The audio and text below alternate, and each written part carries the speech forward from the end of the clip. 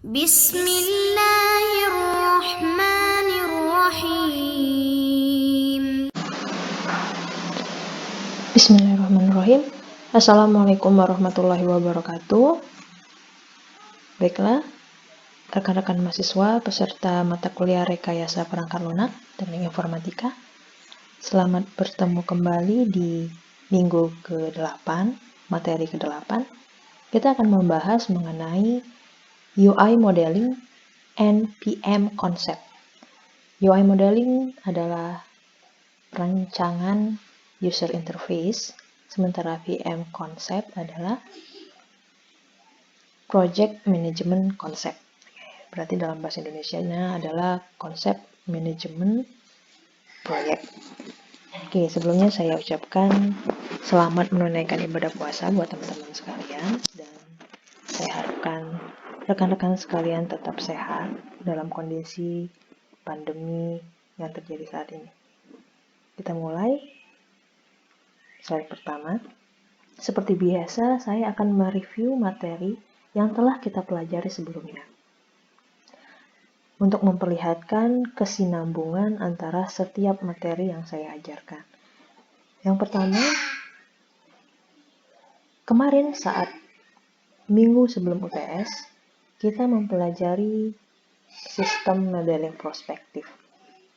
Ada apa saja? Ada eksternal. Eksternal nanti jadinya konteks, arsitektur diagram, kemudian interaction. Kita membahas masalah use case. Use case itu salah satu diagram yang termasuk ke perspektif interaction. Kemudian di bukunya Ian Somerville juga use case termasuk ke interaction. Kemudian struktural. Untuk struktural kita bahas kelas diagram, itu juga sudah. Untuk interaction juga sebenarnya bisa ke activity diagram. Nah, ada yang saya lewati kemarin. Tujuannya lebih agar membuat rekan-rekan tidak bingung di depan. Kenapa saya anggap behavioral kemarin tidak saya jabarkan dulu? Karena sebenarnya diagramnya itu saja. Tapi karena saya tidak ingin kalian bingung, saya bawakan ke materi setelah UTS. Jadi seperti apa sebenarnya? Oke, nanti akan saya bahas dulu pada materi ini. UI Design NPM Concept.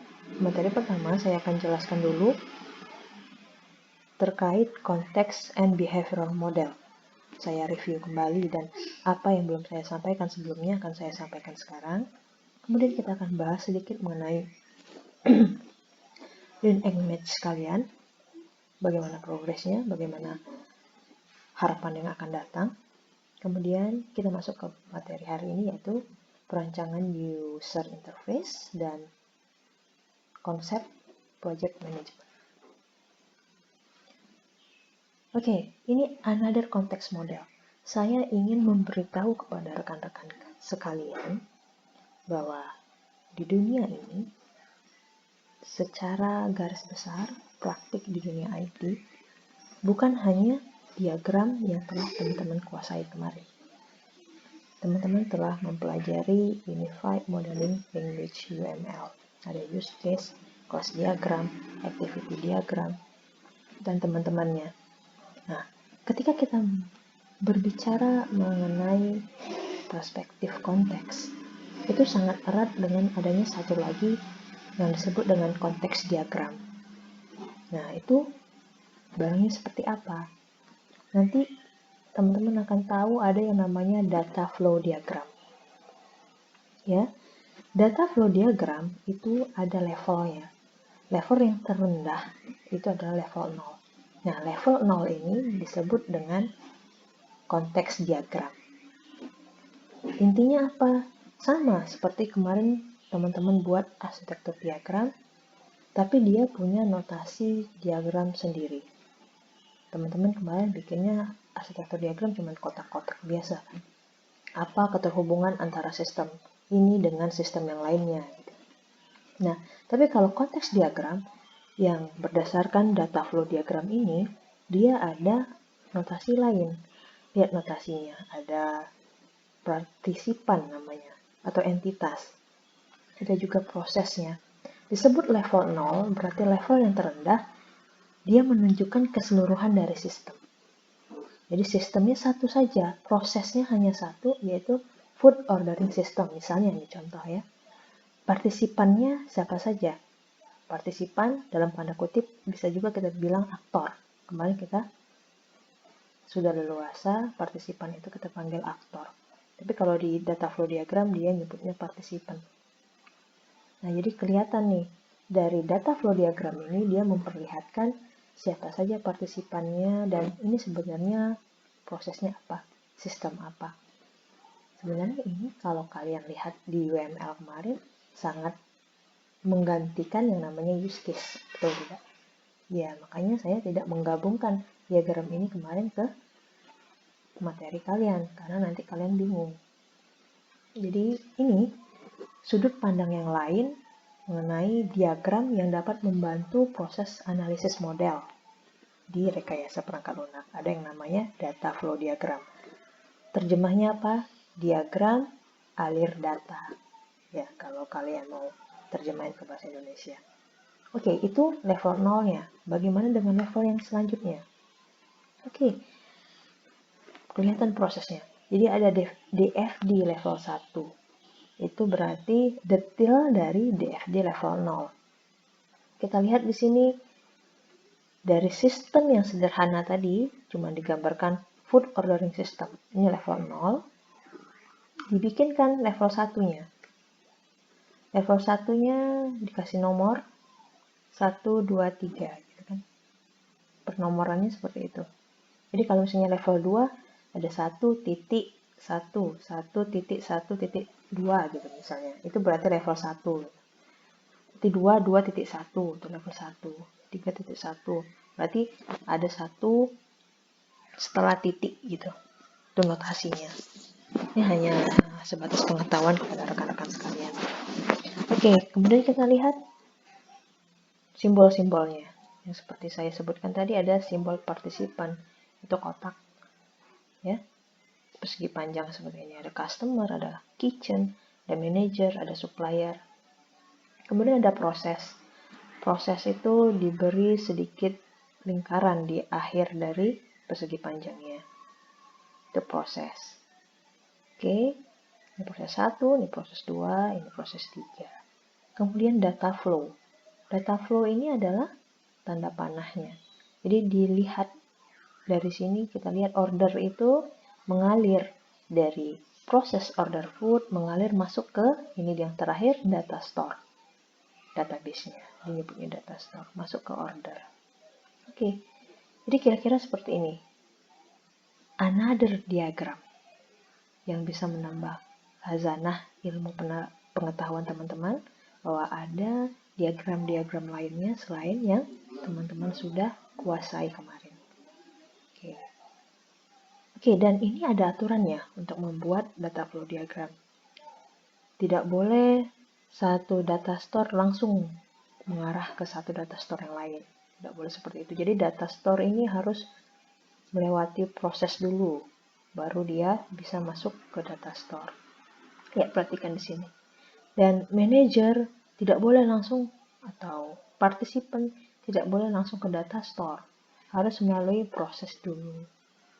Tuh, jadi kalau rekan-rekan sekalian ingin mempelajari data flow diagram, silakan pelajari sendiri.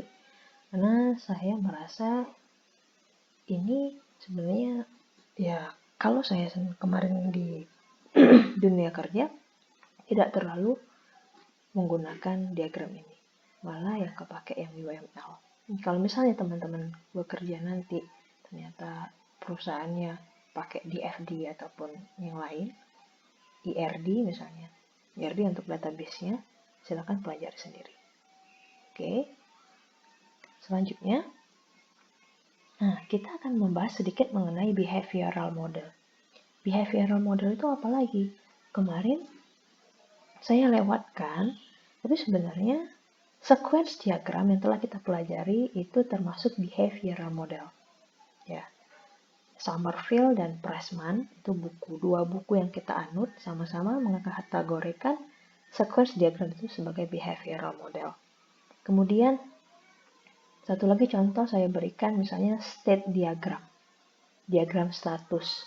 Jadi perubahan-perubahan dari setiap state ini akan memicu kondisi yang berbeda.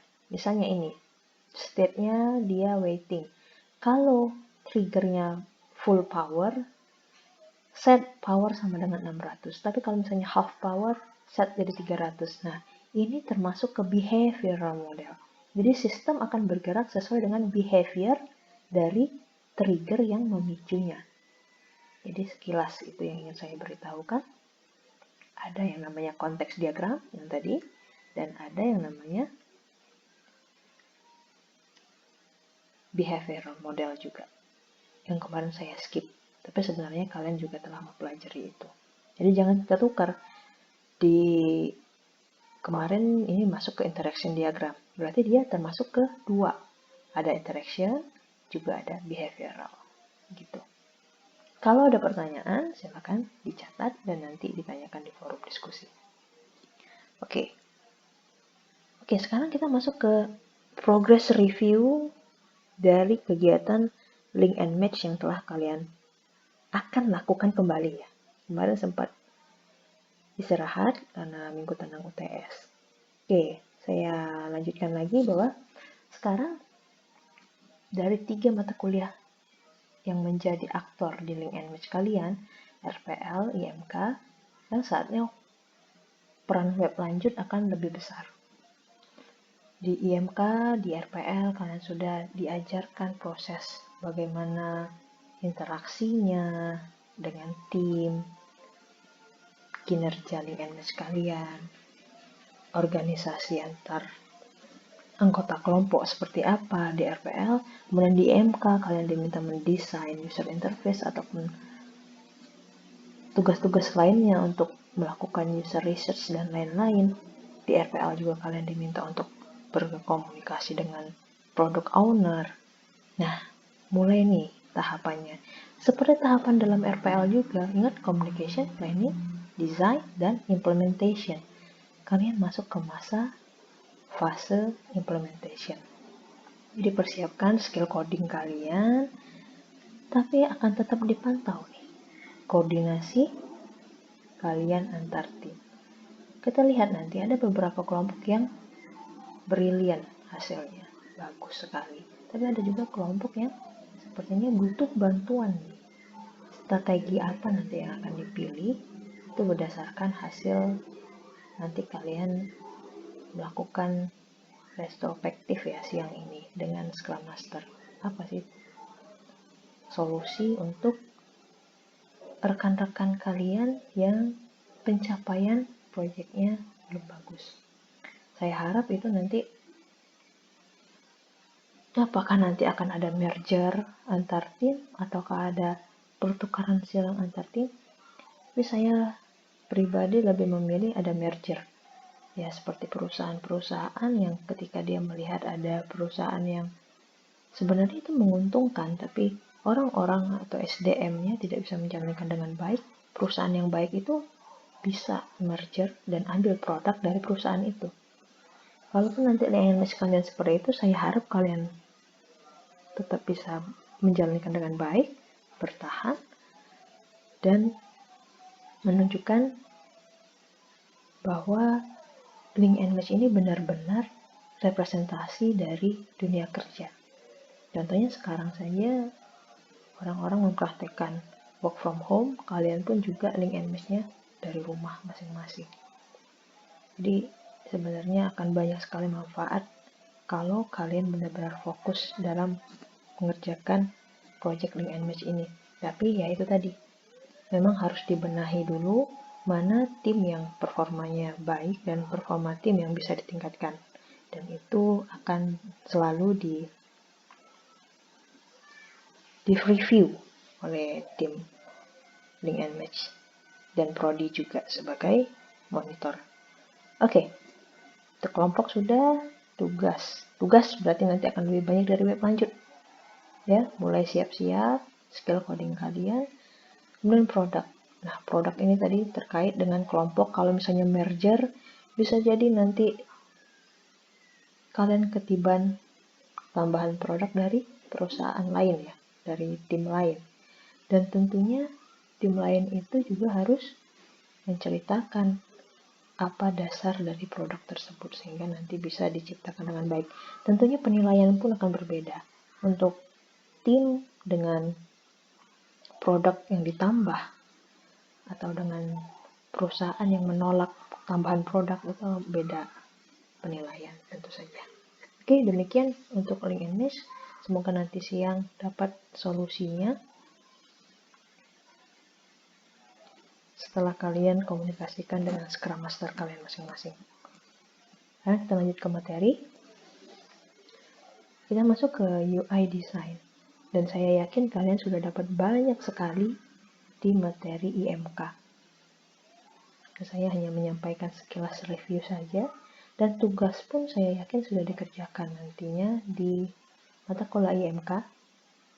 Tapi secara formalitas saya ingin kalian juga mengumpulkan kembali tugas UI design untuk proyek kalian. Apa yang ingin saya sampaikan yaitu secara teori, menurut Theo Mandel, terdapat 3 aturan dasar agar sukses merancang user interface. Lihat yang saya tandain hitam. 3 golden rules, apa saja itu? Place the user in the control. Jadi, biarkan user yang melakukan kontrol, bukan sistem yang mengontrol user. Kedua, reduce the user memory load. Jangan bikin desain yang buat user harus mengingat dengan susah payah, gitu kan. Buatlah user yang mudah diingat sama user. Buatlah sistem yang mudah diingat sama user. Kemudian, buat interface-nya yang konsisten. Itu seperti apa? Kira-kira seperti ini panduannya yang dibuat oleh Bapak Mandel ini. Oke, pertama tetapkan mode interaksi dengan cara tidak memaksa pengguna. Lakukan tindakan tidak perlu. Kebayang nggak sih ada sistem yang memaksa? Misalnya sistem di Microsoft Word misalnya, dia misalnya tidak ada opsi untuk menginput menggunakan keyboard gitu. Misalnya dia hanya menyediakan dari voice to text. Kebayang nggak? Dipaksa kita harus ngomong. Padahal misalnya kita nyaman kalau input tulisan menggunakan keyboard. Kalau ada sistem seperti itu, jelas user interface-nya salah. Jadi seolah-olah sistem yang mengontrol user. Nah, user tidak suka seperti itu. Usahakan bahwa user bisa memilih interaksi seperti apa yang ingin dia lakukan dengan sistem. Ini seperti ini, interaksinya harus fleksibel. Dia bisa milih, dia mau voice to text atau dia langsung mau ketik teksnya. Kemudian, izinkan interaksi. Jadi harus interruptible. Bisa undo juga. Itu, kebayangkan kalau misalnya kalian sudah buat tugas 5 lembar, tinggal save, nggak taunya salah pencet, select all, delete gitu kan. Nggak ada undo. Wassalamualaikum. Harus ada undoable. Ya, yang pasti sistem akan ya bisa dalam kata kutip dibenci oleh user. Ada sistem yang tidak memberikan fungsi undoable seperti itu. Kemudian yang keempat, kurangi interaksi saat tingkat keterampilan user meningkat. Jadi kalau usernya udah advance, user bisa diberi pilihan lagi. Mau dihilangkan nggak ini? Kira-kira ini tombol kayaknya nggak pernah dipencet nih sama user. Gitu kan. Ya, kalau ada sistem seperti itu sangat baik sekali. Pasti, sembunyikan teknis internal dari pengguna. Tidak perlu pengguna diperlihatkan kalian pakai teknologi apa gitu kan. Misalnya ditunjukkan di bawah dari desain kalian, sistem ini menggunakan ini misalnya Apache berapa, PHP berapa misalnya. Nggak perlu gitu kan, user nggak perlu tahu itu. Kemudian, desain untuk interaksi langsung dengan objek yang muncul di layar. Jadi, ya misalnya sekarang ada desain interaksi langsung, misalnya membuang sampah, delete folder, langsung di drag dari folder ke trash gitu kan. Itu interaksi langsung juga. Jadi di sistem operasi desainnya juga sudah sangat harus place user in the control. Jadi sehingga ketika kita memperhatikan keinginan user akan semakin, istilahnya itu stickiness, semakin lengket dengan sistem yang kita bikin. Jadi kalau misalnya user udah semakin lengket dengan sistem yang kita bikin, mereka nggak akan berpaling ke sistem yang lain. Di situ lihat kompetisinya. Oke, kemudian reduce user memory load. Jangan buat user mengingat terlalu banyak. Ya, antara lainnya bikin shortcut yang intuitif. Misalnya kalau fungsi kalian file misalnya, bikin shortcutnya ALTF, gitu kan? F itu intuitif, menunjukkan mengarah ke icon file, gitulah. Antara lain, kemudian sama kayak tadi, sembunyikan teknis internal dari pengguna, mengungkapkan informasi secara progresif. Nah, jadi di sistem kalian, misalnya di sistem, jangan sampai kalian kasih informasi semuanya di satu layar. Tunjukkan secara progresif. Progresif di sini ya tunjukkan saja garis besarnya dulu. Kalau usernya tertarik, dia bisa klik lanjut untuk mengetahui proses lebih lanjut di sistem atau fungsi itu yang dia klik. Jadi jangan sampai sistem kalian full dengan tulisan ataupun informasi. Oke. Kemudian interface-nya harus konsisten. Izinkan pengguna menempatkan tugas saat ini ke dalam konteks yang bermakna. Maksudnya seperti apa? Pengguna harus tahu nih, dia sekarang statusnya lagi di mana di sistem itu.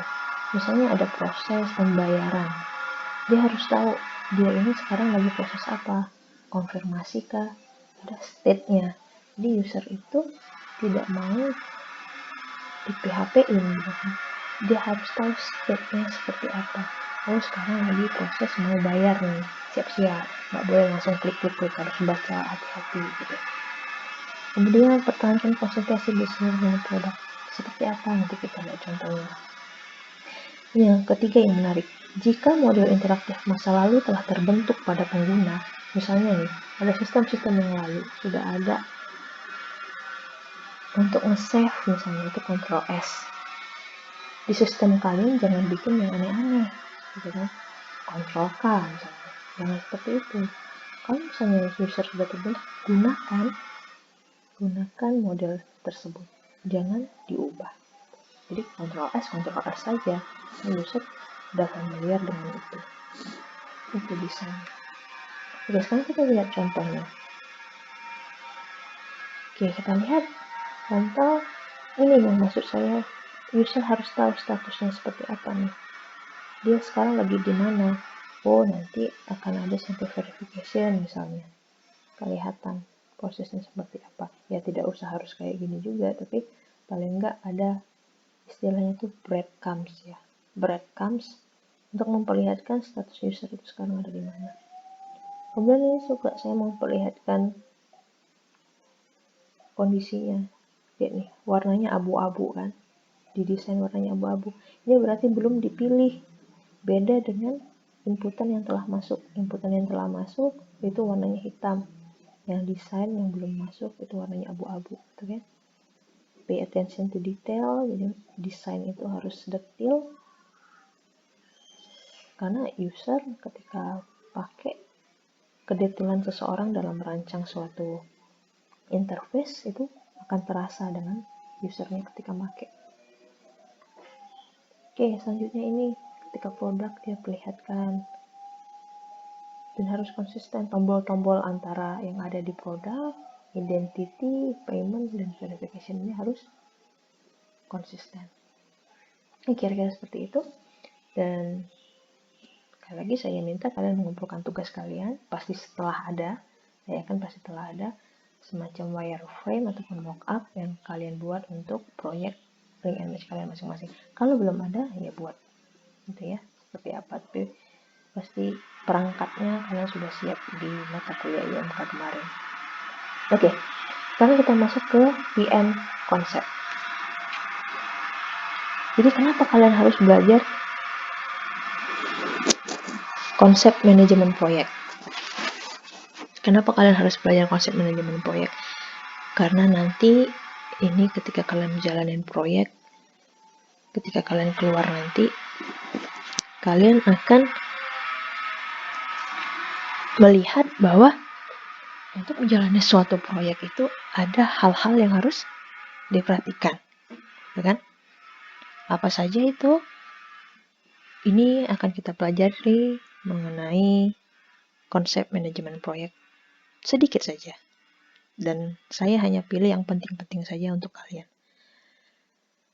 Pertama, apa sih definisi proyek? Nah, ini baru nih. PMBOK. PMBOK ini Project Management Body of Knowledge.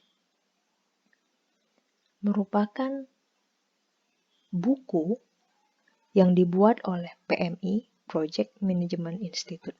Jadi seluruh kumpulan dari project manager di seluruh dunia ini, dia bikin organisasi berlisensi yang hasil dari sertifikasi juga dia bikin namanya PMI, Project Management Institute.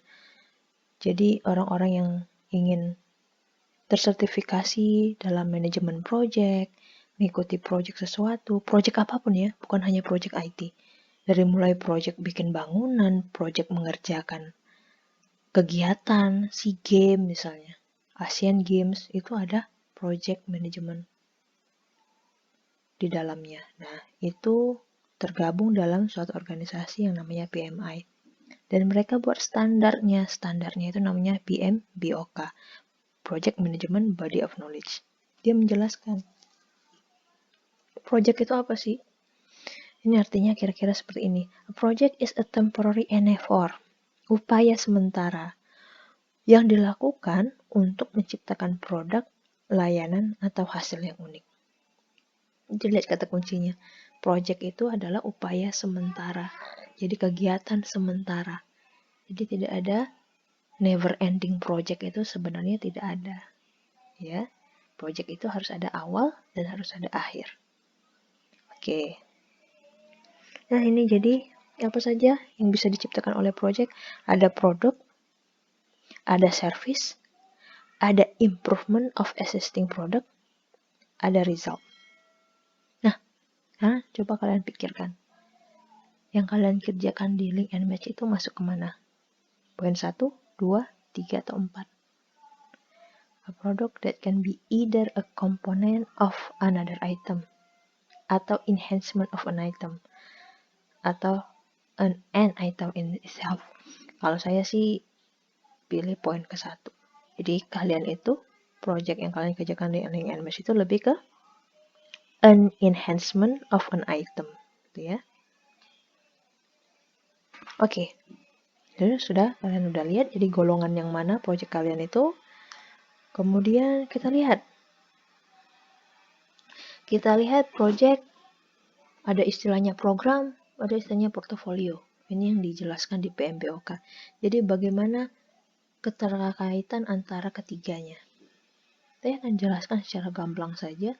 Jadi portofolio itu lebih umum. Di sini butuh strategi. Portofolio ini nanti yang akan dilihat, yang akan dinilai oleh pihak yang berwenang. Makanya dibutuhkan strategi, dibutuhkan tata kelola, dan benar-benar diatur pemanfaatannya.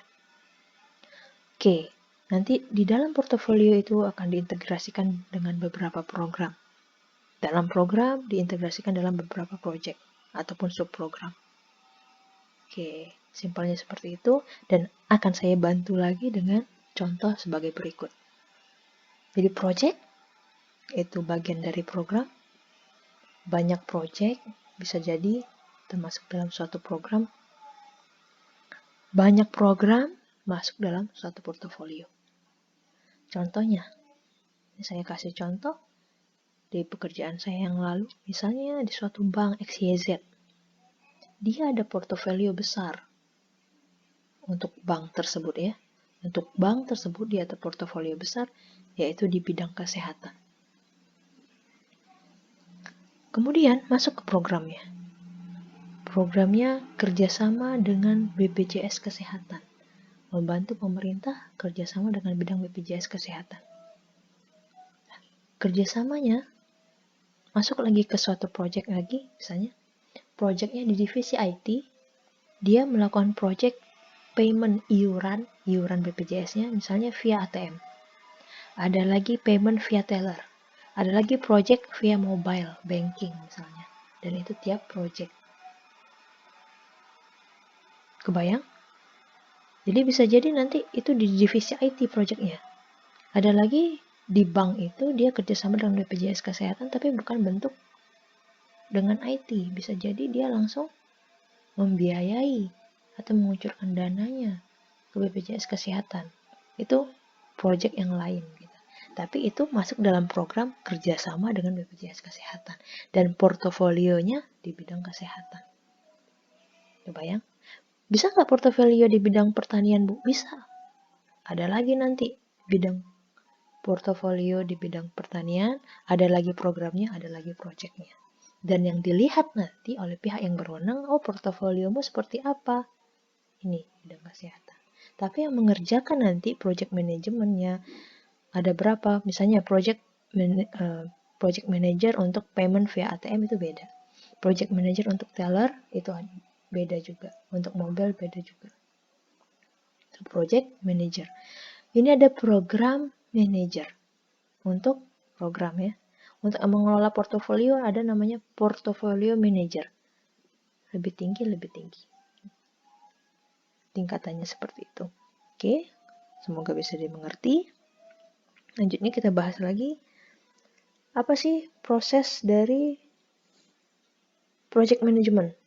Jadi ada 5 besar, 5 proses grup, mulai dari inisiasi, kemudian planning, perencanaan, execute, planning itu perencanaan, kemudian pelaksanaan, baru closing.